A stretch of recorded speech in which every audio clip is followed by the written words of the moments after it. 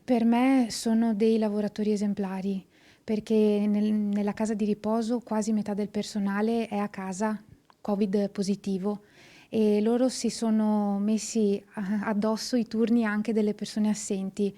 C'è uno spirito di abnegazione che è ammirevole. In un mondo mediatico dove fa rumore solo la polemica e non la gratitudine, il mio desiderio è attirare la benevola attenzione nei confronti dei lavoratori delle case di riposo. Lo ha scritto Lia Favaro in una lettera aperta al presidente della regione Luca Zaia.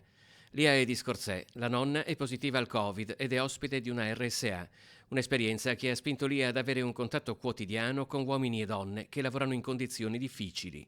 Quando ci sentiamo che mi condividono la situazione sanitaria di mia nonna, chiedo sempre come state voi e loro sempre un sospiro di sollievo, sempre siamo stanchi, siamo affaticati e nessuno ci incoraggia. E allora dopo una settimana così ho pensato che era giusto dire anche quello che loro non possono dire perché sono dentro la casa di riposo.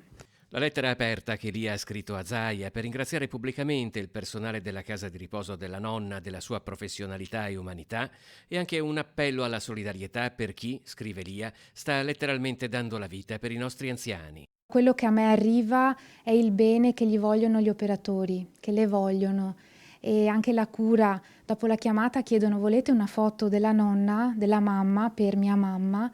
E quindi c'è questa abnegazione, lo ripeto, delle persone che lavorano lì. Vogliono bene ai nonni, non è un lavoro dove si timbra il cartellino, è un lavoro di cuore, una vocazione.